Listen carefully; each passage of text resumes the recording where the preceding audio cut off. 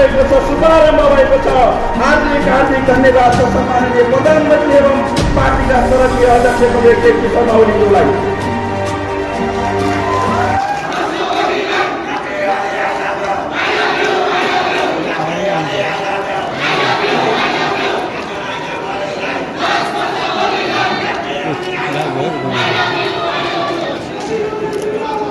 सबै उपस्थित आदरणीय कमरेडहरूमा हार्दिक अभिवादन लाल सलाम।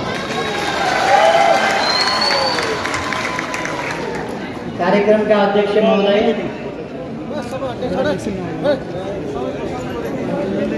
पार्टीका सचिवालय सदस्य,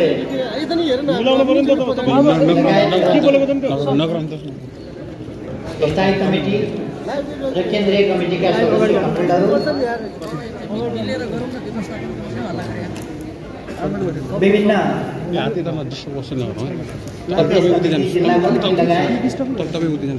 पार्टीका सम्पूर्ण कमिटीका यहाँ उपस्थित आमन्त्रित कमरेडहरू, जनवर्गीय, पेशागत र सामुदायिक संगठनका कमरेडहरू र सबै उपस्थित जनप्रतिनिधि निकायमा रहेका कमरेडहरू सहित सम्पूर्ण कमरेडहरू, आज हामी एउटा विशेष परिस्थितिमा छौँ। हाम्रा विरुद्ध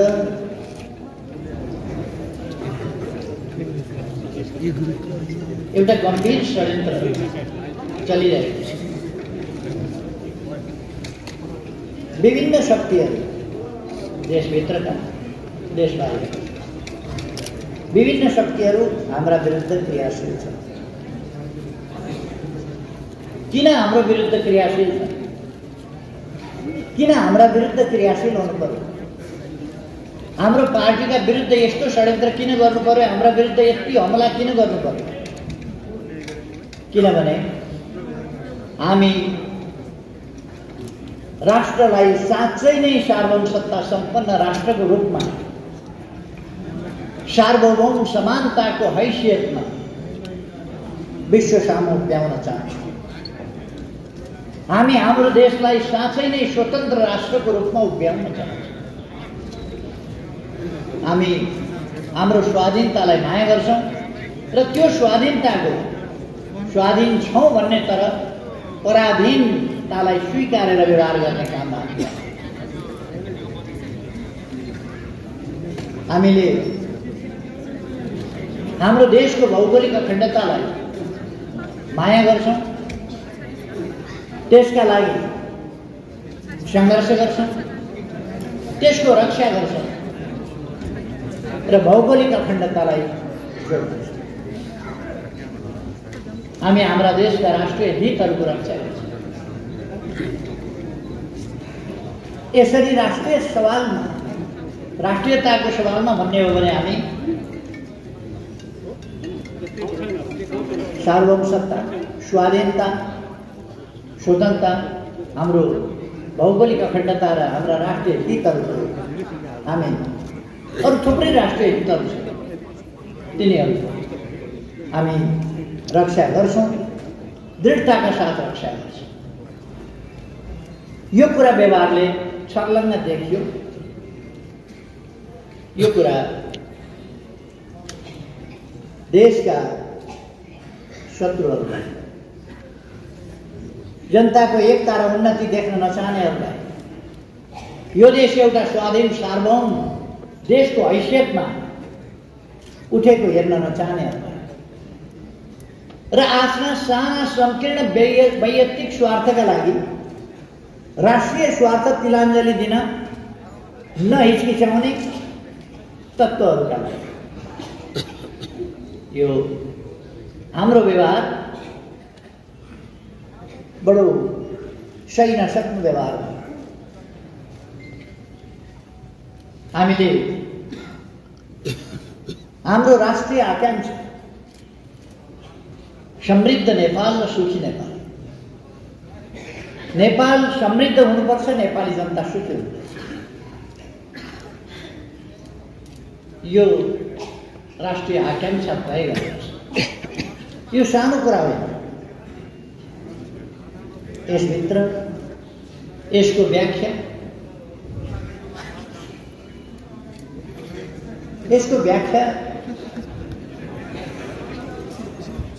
एउटा डिजिटल पोइन्टमा सानो पोइन्ट मात्रै देखिन्छ, तर त्यसलाई इन्लार्ज गर्दै जाँदा खोल्दै जाँदा त्यसमा धेरै ठुलो शास्त्र, धेरै ठुलो व्याख्याहरू त्यसभित्र अडिएको हुन्छ। हाम्रो समृद्ध नेपाल, सुखी नेपालीको राष्ट्रिय आकांक्षाभित्र यसको सूत्रीकरणभित्र सिँगै राष्ट्रिय आकांक्षा, आम जनताको आकांक्षा, हाम्रो देशको आकांक्षा यसभित्र समेटिएको छ। यसका तमाम पक्षहरू, विभिन्न पक्षहरू यसभित्र समेटिएका छन्। तसर्थ यो आकांक्षा कतिलाई मन परेको छैन। यसलाई हामीले आकांक्षाको रूपमा, एउटा काल्पनिक आकांक्षाको रूपमा मात्रै राखेका छैनौँ। यसलाई सम्पन्न गरी छोड्ने संकल्प पनि लिएका छौँ। यो प्राप्त गरी छोड्ने, यो राष्ट्रिय आकांक्षा प्राप्त गरी छोड्ने, त्यो पनि लिएका छौँ। त्यो संकल्प लिएका छौँ। त्यो संकल्प लिएर हामी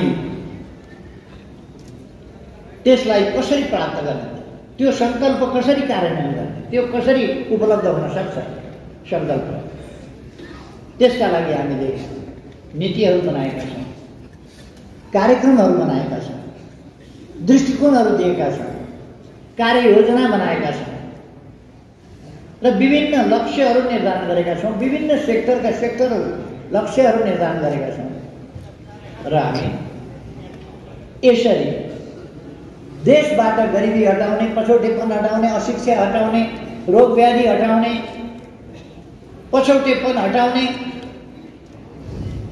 भ्रष्टाचार हटाउने, स्वच्छता कायम गर्ने, पछौटेपन हटाएर एउटा आधुनिक विकसित राष्ट्रको रूपमा नेपाललाई अगाडि बढाउने, यसका लागि पूर्वाधारको विकास। पूर्वाधार दुई प्रकारका हुन्छन्। एउटा मानवीय संसाधनको विकास, शिक्षाको क्षेत्रमा हामीले ध्यान दिनु पर्यो।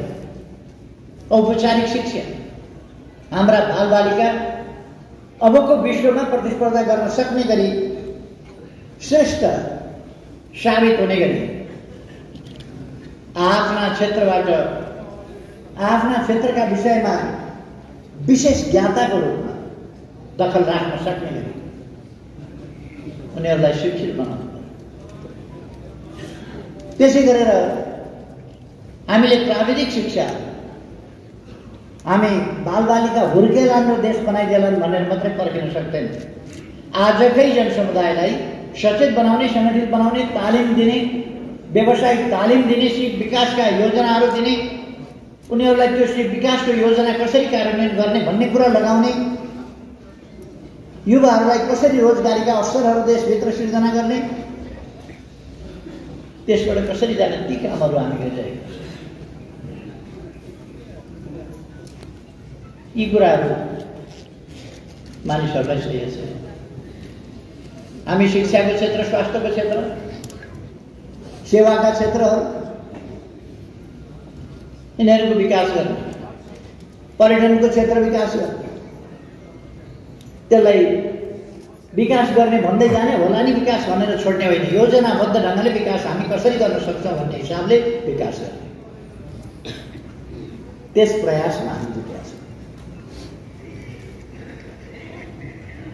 त्यसै गरेर पूर्वाधारका सन्दर्भमा बाटाघाटा, पुल पुलेसा, दुर्गम ठाउँमा जोड्ने पुल, टोइन्ले स्थापना, हवाई यातायातको विस्तार, यी कामहरू योजनाबद्ध ढङ्गले हामीले कहाँ के गर्नुपर्छ भनेर गर्दैछौँ। हाम्रो कामको गति, हाम्रो कामको वेग असाधारण छ। कहिले कहिले 10 वर्षमा 1 वर्षमा 10 किलोमिटर मात्रै बाटो बन्थ्यो, 1 वर्षमा 10 किलोमिटर जम्मा। अहिले 1 दिनमा 5.7 किलोमिटरका दरले कालोपत्रे बाटो बन्छ।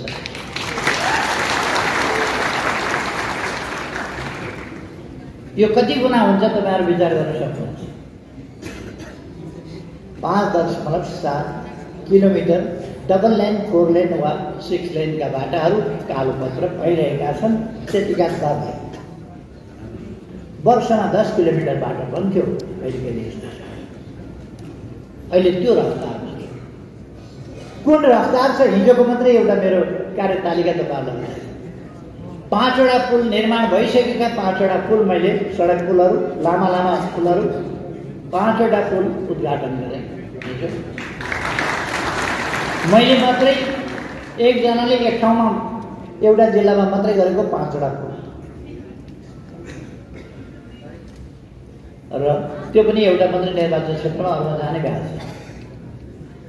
र 31 वटा पुल शिलान्यास गरे हिजो मात्रै। सडक पुलहरू 31 वटा शिलान्यास गरे।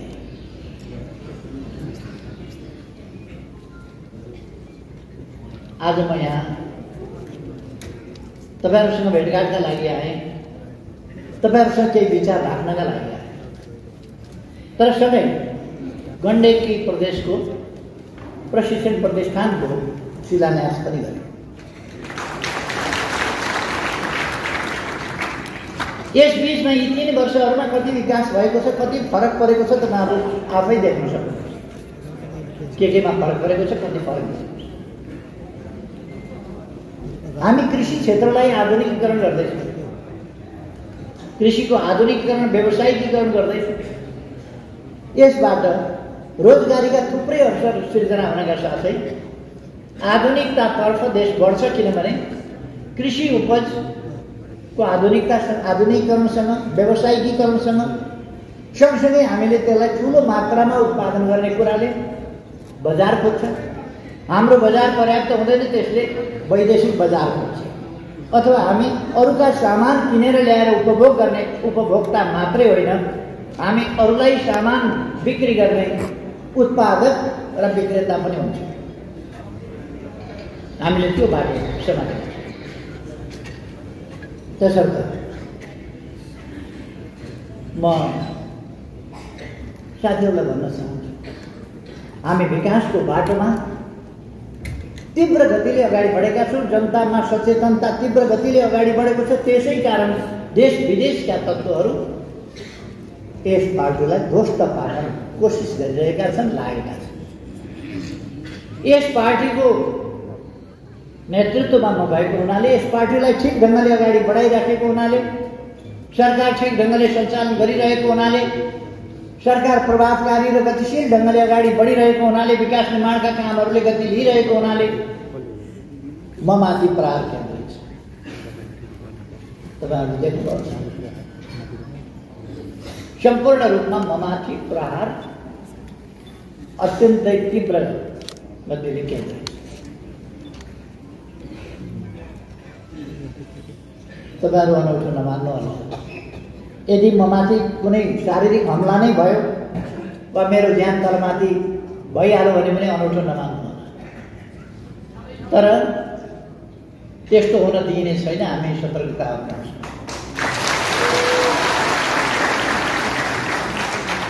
म रहेन भने पनि केही छैन। आन्दोलन छ, पार्टी छ, आन्दोलन छ। यस आन्दोलनले प्रतिक्रियावादी तत्त्व र तिनका हतियारहरूसँग घुँडा टेक्नु हुँदैन। देशको भविष्य अन्धकारमा जान दिनु हुँदैन। देश बनाउने पार्टीको भविष्य अन्धकारमा जान दिनु हुँदैन। यस पार्टीलाई तलमाथि पर्न दिनु हुँदैन। केहीले तपाईहरु सबै छोडिदिनुस् न, अनिखेरि पार्टी एकता हुन्छ। तपाईहरु छोडिदिनुस्, पद छोडिदिनुस्, जिम्मेवारी छोडिदिनुस्, प्रदेश कमिटीमा हुनुहुन्छ भने छोडिदिनुस्।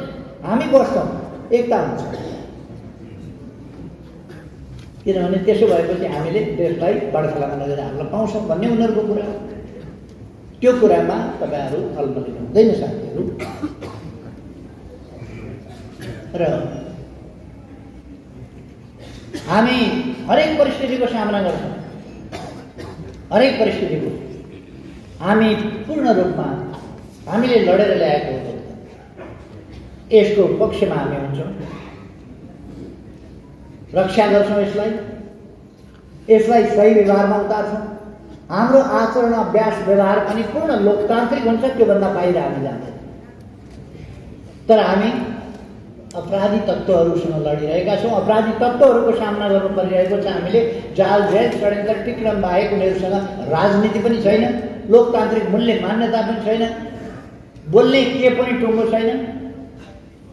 कसरी को रिस उठ्छ मान्छे, त्यसको अपमान कसरी गर्न सकिन्छ त्यो तपाईँहरूले देख्नुहुन्छ।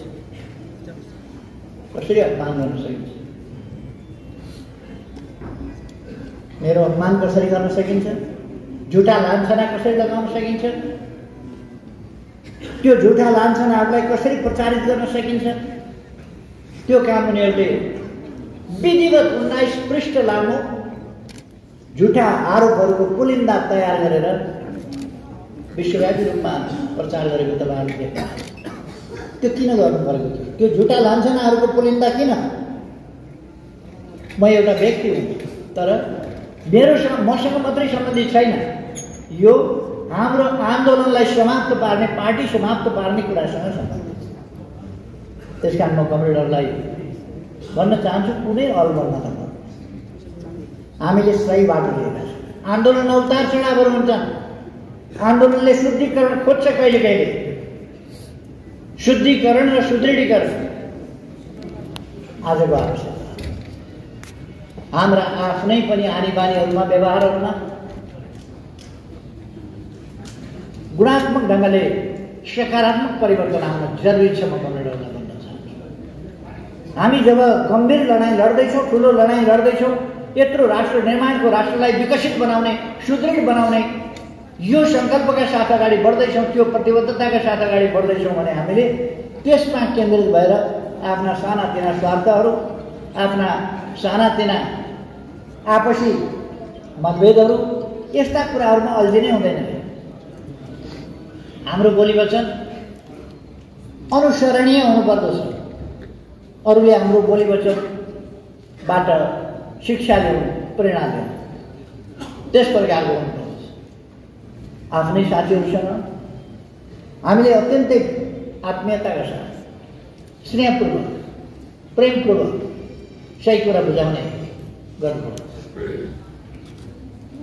हाम्रा आचरण अरूले अनुसरण गर्ने खालका राम्रा आचरण हुनुपर्छ, पवित्र आचरण हुनुपर्छ।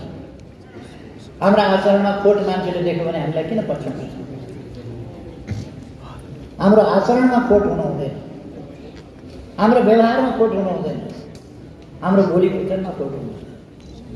किनभने हाम्रो उद्देश्य महान छ, खोट रहित उद्देश्य, खोट नभएको महान उद्देश्य पूरा गर्नका लागि आचरण, व्यवहार, विचार, शैली, तरिका यी सबै कुरा खोट रहित बनाउनुपर्छ। म कमरेडहरूलाई यसमा ध्यान आकर्षण गर्न चाहन्छु। यिनै सब कारणले हाम्रा विरुद्ध आएका छन्। म तपाईँहरूको जागरणलाई, तपाईँहरूको चेतनालाई धन्यवाद भन्न चाहन्छु, सलाम भन्न चाहन्छु। यत्रो हमला भइरहेको छ, देशी विदेशी शक्तिहरू लागेका छन्, अनेक ठाउँबाट प्रहार भएको छ, तर पनि पार्टी कार्यकर्ताहरूमा विचलन छैन, निराशा छैन, अलमल छैन। बिल्कुल स्पष्टताका साथ तपाईँहरू अगाडि बढ्नु, कुनै अन्यल छैन, दुविधा छैन। के होला, हो कि होइन, हुन्छ हुँदैन, कता जाने, कसो गर्ने, यो कुनै दुविधा छैन। पार्टी ठिक ढङ्गले अगाडि बढिरहेको छ। उनीहरूले भनिरहेका छन् हामीसँग केन्द्रीय कमिटीको बहुमत छ। त्यो बहुमत त मैले नै दिएको बहुमत हो, एकताका लागि भनेर दिएको। केन्द्रीय कमिटी बनाउँदा मैले मेरो नोट कपीमा नाम लेखेर केन्द्रीय कमिटी बनाएको, महाधिवेशनबाट छानिएर आएको, चुनाव जितेर आएको कुनै कमिटी हो र त्यो? एकताका लागि, पार्टीको एकताका लागि, देश बनाउनका लागि दिएको। तर उहाँहरू षड्यन्त्रपूर्ण ढङ्गले बेसरी बार्गेन गर्दै हुनुहुन्थ्यो त्यस बेला। किन भनेको त यो त पार्टी बिगार्ने देश बिगार्ने उद्देश्य त लुकेकै रहेछ त्यस बेला। नत्र मलाई त बहुमत चाहिएन, मैले त बहुमत हुनुपर्छ मेरो भनेर हेरिनँ, किन म त अध्यक्ष नै थिएँ। मैले त बहुमत राख्न सक्थेँ, बहुमत नभई एकता गर्दिनँ भन्न सक्थेँ होला, तर मैले त बहुमत सहमत केही पनि हेरिनँ। एकताबद्ध भएर जाउँ, देश बनाऊ, मिलेर अगाडि बढौँ, आन्दोलनलाई बलियो बनाऊ भनेर मैले कसैको हिसाब नगरिकन यसको यति जसले जति जति भन्छ त्यति दिएर पार्टी एकता गरेको। एकीकरण गरिसक्ने बित्तिकै उहाँहरूले आफ्नो धन्दा सुरु गर्नुभयो। पार्टी कब्जा गर्ने, आन्दोलन ध्वस्त पार्ने, देश बर्बाद बनाउने, एक देशमा कम्फर्टेबल सरकार बनाइदिने के रहेछ कम्फर्टेबल। यो देश बनाउने सरकार होइन, यो देशको विकास गर्ने सरकार होइन, यो देशका जनताको सेवा गर्ने सरकार होइन, जनतालाई सेवा सुविधा उपलब्ध गराउने सरकार होइन, यस देशमा पूर्वाधार विकास गर्ने सरकार होइन, कसैका लागि कम्फर्टेबल हुने सरकार, कम्फर्टेबल हुने सरकार बनाउनु पर्छ। उहाँहरूको त्यो रहेछ योजना। त्यस योजना अन्तर्गत लिएको त्यो बहुमतको उहाँहरू कुरा गरिरहनु भएको छ। जुन हातले नाम लेख्यो त्यस हातले नाम काट्न सक्छ, नियुक्ति दिनेले नियुक्ति बदल गर्न सक्छ, नियुक्ति दिनेले नियुक्ति रद्द गर्न सक्छ। त्यसै कारण मैले अस्तिको दिन मात्रै मुख्य सचेतक बनाएको थिएँ देवप्रसाद गुरुङलाई। अस्तिका दिन मात्रै मैले बनाएको मैले हटाइदिएँ। अस्तिका दिनमा अर्को मुख्य सचेतक मैले नियुक्त गरेँ, मैले गर्ने हो। उहाँहरूले भनेको केन्द्रीय कमिटी पनि मैले बनाएको हो। जरुरी परेका बेला अहिलेसम्म मैले उहाँहरूलाई चलाएको छैन है, चलाएकै छैन। हाम्रो पार्टीमा उहाँहरू सामना गर्न नसक्नु, मुख देखाउन नसक्नु, लाजले भाग्नु एउटा कुरा, बदमासी देखिएपछि भाग्नु एउटा कुरा हो। तर उहाँहरूको पद केही पनि चलाइदिएको छैन। आउनुहोस् त अध्यक्ष हुँदै हुनुहुन्छ। अब बाटामा अध्यक्ष भएँ भनेर, माइतीघर मण्डलमा अध्यक्ष भएँ भनेर, कार्की ब्याङ्केटमा अध्यक्ष भएँ भनेर, अन्त अध्यक्ष भएँ भनेर, कतै दलको नेता छानिए म भनेर, यिनीहरू त आफै अरूले लाउँछन्, आफै लड्डु खान्छन्, आफै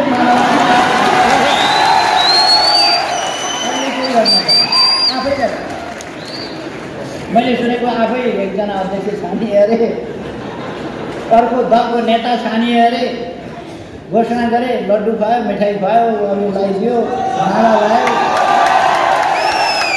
पुष्पगुच्छा साटासाट गरो, अन्त माल साटासाट गरो। आन्दोलन विधि पद्धति प्रक्रिया कति सुन्नुभयो तपाईँ? सुन्नुभयो होइन? विधि प्रक्रिया पद्धति सुन्न त खुबै सुन्नुभयो, देख्ने बेला पनि छर्न नदेख्नुभयो नि त। विधि पद्धति प्रक्रिया कस्तो रहेछ उहाँहरूको विधि पद्धति प्रक्रिया? अध्यक्ष छान्ने विधि पद्धति प्रक्रिया कहाँ रहेछ? दलको नेता छान्ने कहाँ रहेछ विधि पद्धति प्रक्रिया? पार्टी छोडेर हिँड्ने कहाँ रहेछ विधि पद्धति प्रक्रिया? केन्द्रीय कमिटीको बैठक बोलाएका ठाउँमा उहाँहरू किन आउनु भएन? किन भागेर हिँड्नु? किन आउनु? बैठक बोलाएका ठाउँमा नआएर उहाँहरूले भन्नुभएन हामीसँग केन्द्रीय कमिटीको बहुमत छ। त्यो बहुमत कहाँ पुष्टि भयो? कहाँ पुष्टि भयो? त्यो पुष्टि भएको छैन। त्यो बहुमत होइन। कार्की ब्याङ्केटमा कसैलाई भोज खान बोलाएर भोज खान आएका मान्छे जतिलाई भनेर म तेरो तर्फ यति मान्छे छन् भनेर बहुमत हुन्छ? पार्टी कमिटीमा आउनु पर्यो, अध्यक्षले बोलाएको बैठकमा आउनु पर्यो, महासचिवले बोलाएको बैठकमा आउनु पर्यो, दलको नेताले बोलाएको बैठकमा आउनु पर्यो। उहाँहरू दलको नेता फेर्नुहोस् न, विधिवत फेर्नुहोस्, बैठक बोलाइदिन्छु, आउनुहोस् न। विधिवत यी आवधिक कुरा गरे, अहिलेका कुरा गरे। अहिलेको यो परिस्थिति जुन परिस्थितिमा हामीले यस्तै अब तपाईँहरूले देखिहाल्नुभएको छ, प्रधानमन्त्रीको खोजी पत्र भइरहेको छ, दौडादौड छ प्रधानमन्त्रीको खोजीमा।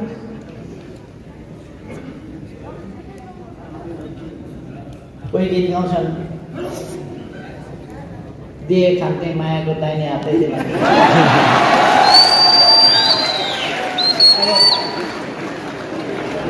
साथीहरूले मानिदिए भने म पनि हुन्छु भन्छ, एउटा माने भने त म पनि हुन्थेँ भन्छ। त्यही दिए खान्थे मायाको दाहिने हातैले।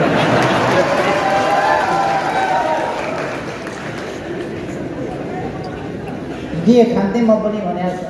त्यसको एउटा विधि पद्धति छ, प्रक्रिया छ, संसदीय अभ्यास छ, संविधान छ, कानुन छ, नियमावली छ। त्यस अन्तर्गत आउनुहोस् न भन्नु। यदि उहाँहरू अपराधै गर्न सफल हुनुभयो भने पनि विधि प्रक्रियाबाट आउनुहोस्, हामी मान्छौँ। मानेर केही बिग्रिँदैन। 1.5 वर्षसम्म हामी प्रतिपक्षमा बसौँ। 1.5 वर्ष प्रतिपक्षमा बसेपछि 2/3 को बहुमत सहित फेरि हामी फर्केर जान्छौँ। 2/3 को बहुमत। किन हामीलाई कुनै छलछाल गर्नु छैन, कुनै ढाँट छलका कुरा गर्नु छैन, कुनै जालजेल गर्नु छैन, कुनै टिक्रम गर्नु छैन। हाम्रो उद्देश्य देश बनाउने हो, समृद्ध नेपाल, सुखी नेपालीको परिकल्पना हाम्रो परिकल्पना हो। यो उद्देश्य हाम्रो उद्देश्य हो, यो सपना हाम्रो सपना हो। यो हामी गरिसक्छौँ। यसका लागि प्रयास गर्छौँ, यसका लागि जनताले हामीलाई साथ दिन्छ। त्यसकारण हामी 2/3 का साथ फर्किन्छौँ। फेरि अघिल्लो पल्ट पनि मलाई प्रधानमन्त्रीबाट उहाँहरूले हटाएको होइन, प्रधानमन्त्रीबाट हटाउने मान्छे यिनै माधव नेपाल प्रचण्ड, यिनै झलनाथ खनालहरू नै। एउटै पार्टीमा भएर पनि माधव नेपाल, झलनाथ खनालहरूले प्रचण्डलाई उकासेर हटाइहाल्नुपर्छ। कति दिनलाई भयो? मलाई त सिधै हाल्ने कुरा हो नि त्यसको। तर त्यो त हुँदो रहेछ। आन्दोलन ध्वस्त पार्ने कुरा थियो नि त्यस बेला उहाँहरूको योजना, त्यो त हुँदो रहेछ। फेरि आन्दोलन अगाडि बढ्यो। हामी फेरि अगाडि बढ्छौँ। केही छैन, पद्धति प्रक्रियाबाट आउनुहोस्। उहाँहरूको भाषा पद्धति प्रक्रिया छैन। प्रधानमन्त्री अविश्वास राखेर हटाउने होइन, गलत त्याग। प्रधानमन्त्री हटाउने विधि पद्धति प्रक्रिया थाहा पाउनु पनि कस्तो रहेछ उहाँहरू। प्रजातन्त्र कस्तो रहेछ उहाँहरूको, प्रजातान्त्रिक अभ्यास कस्तो रहेछ उहाँहरूको। अविश्वास प्रस्ताव राखेर हटाउन पाउनुहुन्छ नि उहाँहरूले। हटाउनुहोस् न अविश्वास प्रस्ताव राखेर। त्यो बाटो नजाने गलत त्याग। कुन लोकतान्त्रिक अभ्यासभित्र पर्छ? भारतमा गलत त्याएर प्रधानमन्त्री फेर्छन्। कमसेकम कुस्तीमा जसले जित्छ हार्छ भन्ने नियम राखेर भए पनि हुन्थ्यो। गलत एउटा नियम त कमसेकम चाहियो नि। कुस्ती नै खेल्ने उहाँहरूलाई आफू बलियो छु भन्ने जस्तो लाग्छ भने प्रधानमन्त्रीसँग कुस्ती खेलेर जसले जित्छ त्यही प्रधानमन्त्री भन्यो भने राम्रै हुन्छ। अहिले मलाई उहाँले जितिहाल्नुहुन्छ, उहाँ हुनुहुन्छ, त्यसपछि उहाँले उहाँलाई निमाउनुहुन्छ, त्यसपछि अर्को आउँछ, अर्को निमाउँछ। दिनमा 2पल्ट 3पल्ट प्रधानमन्त्री फेरि गलत त्याउने परिपाटी भन्दा त यो कुस्तीकै परिपाटी होइन भने नियम बनाउँदा भयो। 1 महिनामा प्रतियोगिता आयोजना गर्ने केही त चाहियो नि नियम। अब सोझै उहाँहरू त गलत त्याउने। संसदीय अभ्यासका कुरा गर्ने हो भने त्यो अभ्यासमा जाने। यी अहिलेका आवधिक कुराहरू। हामीले संसदको बेहाल उहाँहरूले बनाएको, सरकारलाई राम्ररी काम गर्न नदिएको। यद्यपि हामीले थुप्रो काम गरेका छौँ, बलजस्ती काम गरेका छौँ, अगाडि बढेका छौँ, अगाडि बढाएका छौँ। तर पनि उहाँहरूले हामीलाई काम गर्न व्यवधान गर्नुभयो, रोक्नुभयो। आयोगहरू बन्न सकेन 3 वर्षसम्म। संविधान बनेको 6 वर्ष आयोग बन्दैन। कस्तो त्यो स्थिति हामीले भोग्नु पर्यो। त्यसर्थ हामीले चल्दै नचल्ने भएपछि, देशको समय बर्बाद हुने भएपछि प्रदेश सभा विघटन गर्न सिफारिस गर्यो, विघटन भयो। त्यसले निर्वाचनको बाटो देशले लिइसकेका थियो। सर्वोच्च अदालतको फैसला यदि यो राजनीतिक विषय, राजनीतिक हिसाबले जनताका बीचबाट टुङ्गिने कुरा अलोकतान्त्रिक होइन। जनताले फैसला गर्ने कुरा, सार्वभौम सत्ता सम्पन्न जनताले फैसला गर्ने कुरा, जनताको जनादेशबाट देश चल्ने कुरा, आवधिक निर्वाचनको कुरा र संविधानका विभिन्न धारा 76 को साथ, धारा 85 लगायतका धाराहरू र प्रधानमन्त्रीका अवशिष्ट अधिकार अथवा विभिन्न देशका लोकतान्त्रिक देशका अभ्यासहरू, यस्तो प्रणाली भएका देशका अभ्यासहरू, संसदीय व्यवस्था भएका देशका अभ्यासहरू, हाम्रै विगतका अभ्यासहरू सबैलाई हेर्दा चुनाव भएको भए अहिलेसम्म देश चुनावको एउटा गतिमा गइसक्यो। अब देश फेरि अन्यलमा फस्यो, अलमलमा फस्यो। जे भए पनि सर्वोच्च अदालतले फैसला गर्यो, हामी त्यसलाई मान्छौँ, कार्यान्वयन गर्छौँ। अब 23 गते प्रदेश सभाको बैठक बस्छ। त्यसका लागि हामीले आज बिहान मात्रै मन्त्री परिषदको बैठक बसेर 23 गतेका लागि सम्माननीय राष्ट्रपतिज्यू समक्ष सिफारिस गरिसकेका छौँ। 23 गते प्रदेश सभा बैठकको आह्वान गरिपाउँ भनेर 23 गते बैठक बस्छ। हामी मान्छौँ त्यसलाई, अदालतको फैसलालाई। तर त्यसले परिणाम के दिन्छ हामीले हेर्नुपर्ने। परिणाम के दिन्छ, कता लान्छ देशलाई? स्वस्थ अभ्यासतिर लान्छ कि अस्वस्थ अभ्यासतिर लान्छ? यी शक्तिहरू जो जनताका नाम सुन्ने बित्तिकै डराउँछन्, जनताका बीचमा जान डराउँछन्, ती शक्ति पार्लियामेन्टमा तिनको भूमिका कस्तो हुन्छ त्यो हेर्नुपर्छ। ती कुराहरू हामीले हेर्नुपर्छ। अब राष्ट्रिय राजनीति कता जान्छ त्यो हामीले हेर्नुपर्छ। तर म पार्टी अध्यक्षको हैसियतले कमरेडरलाई भन्न चाहन्छु, तपाईहरु किञ्चित घबराउनु पर्दैन। पार्टी समृद्ध नेपाल, सुखी नेपालीको गन्तव्यतर्फ दृढताका साथ अगाडि बढ्छ। लोकतन्त्रको रक्षाका लागि दृढताका साथ अगाडि बढ्छ। संघीय लोकतान्त्रिक गणतन्त्रको रक्षाका लागि र त्यसको सफल कार्यान्वयनका लागि अगाडि बढ्छ। संविधानको रक्षा र कार्यान्वयनका लागि अगाडि बढ्छ।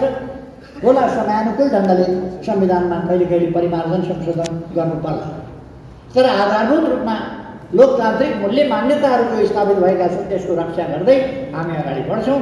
हामी कुनै मुद्दा जितेर आएको पार्टी पनि होइनौँ, मुद्दा जितेर आएको लिडरसिप पनि होइनौँ, मुद्दा जितेर कुनै पद प्राप्त गरेका पनि होइनौँ। हामीले जनताको अभिमतबाट, जनताको बलबाट देशलाई अगाडि बढाएका छौँ। यो प्रजातन्त्र ल्याएका छौँ, लोकतन्त्र ल्याएका छौँ, अगाडि बढाइराखेका छौँ। यो जनताको बलमा हो। त्यसकारण जनता सबभन्दा बलशाली हुन्छ, शक्तिशाली हुन्छ। हामी देशलाई अलोकतान्त्रिक बाटोमा जान, जथाभावी जान दिँदैन। हामी त्यो सामर्थ्य राख्छौँ। त्यसकारण हामी लोकतान्त्रिक अभ्यास मार्फत, सही लोकतान्त्रिक अभ्यास मार्फत लोकतन्त्रको रक्षा र विकास गर्दै अगाडि बढ्छौँ। यसमा कमरेडहरू ढुक्क हुनुभयो। हामी तपाईहरु के ढुक्क हुनुहोस् भने हामी एकदम कुनै आलो खाँचो ढङ्गले तत्काल बनेको लिडरसिप होइन पार्टी। यो लामो इतिहास, विभिन्न प्रकारका अनुभव, भूमिगत जीवनका सङ्घर्षका अनुभवहरू, विभिन्न प्रकारका अनुभवहरू, जेलमेलका अनुभवहरू, अनेक अनुभवहरू सँगालेर आएको, प्रतिपक्षमा बसेको, सडकमा आन्दोलन गरेको, विभिन्न ढङ्गले आन्दोलनहरू गरेको, भूमिगत बसेको, निर्वाचनमा बसेको, सडकमा बसेर व्यवस्थाका विरुद्धमा जति बेला तानाशाही छ त्यसका विरुद्ध लडाईँ गरेको अनुभव पनि छ। हारेर जेलमा बसेको लुकेर बसेको अनुभव पनि छ। त्यो हामीले अलिकति हारेकै, मनले हारेका होइनौँ, हामीलाई दबाइएको त्यो दबावका विरुद्ध, त्यो दमनका विरुद्ध सङ्घर्ष गरेर फेरि हामी अगाडि आएका अनुभव पनि छन्। संसदमा प्रतिपक्षमा बसेर जनताका हितका पक्षमा, देशको हितको पक्षमा आवाज उठाएका अनुभव पनि छन् र हामीसँग सरकार सञ्चालनका अनुभव पनि छन् र हामीले अरूभन्दा प्रतिपक्षमा हुँदा पनि अरूभन्दा उत्तम भूमिका खेलेका छौँ र सरकारमा हुँदा पनि अरूभन्दा उत्तम भूमिका खेलेका छौँ। सरकारमा हुँदा अरूभन्दा धेरै अगाडि कसरी देश विकास हुन सक्छ, कसरी देश विकास गर्न सकिन्छ भन्ने कुरा त्यो पनि हामीले गरेका छौँ। यो आन्दोलन एकै दिन फुत्ता आएको होइन। यो आन्दोलनका 72 वर्षका अनुभव हुन्छ। 72 वर्ष अगाडिका राम्रा उद्देश्यहरू, 72 वर्ष अगाडिका देशमा सकारात्मक परिवर्तन ल्याउने र जनताको शासन व्यवस्था, लोकतान्त्रिक, जनताको लोकतान्त्रिक प्रणाली स्थापना गर्ने उद्देश्य 72 वर्ष अगाडि स्थापना गरेका हाम्रा अग्रजहरूले स्थापना गरेका ती मूल्यहरू आज हामी दृढताका साथ अगाडि बढाउँछौँ। त्यस बेला पनि हाम्रो पार्टी राष्ट्रियताको पक्षमा थियो, लोकतन्त्रको पक्षमा थियो, गणतन्त्रको पक्षमा थियो, सामाजिक न्याय र समानताको पक्षमा थियो र यस देशमा सामाजिक न्याय र समानताको पक्ष पोषण गर्ने वास्तविक लोकतन्त्रको, यहाँ राणातन्त्र हटाउने कुरा गर्नु एउटा कुरा हो, राजतन्त्रको पक्षमा लड्ने कुरा गर्नु एउटा कुरा हो, तर राणातन्त्र र राजतन्त्रका बीचको लडाइँमा एकतिर लागेर त्यो साँडे जुधेका ठाउँमा बाछो एकतिर धुरा पस्छ, त्यस्तो धुरा पस्ने पार्टी होइन। यसले दुईटै प्रतिक्रियावादी शक्तिहरूलाई फाल्नुपर्छ, सामन्तवाद फाल्नुपर्छ भन्ने स्पष्ट अडान उसै बेला देखिएको।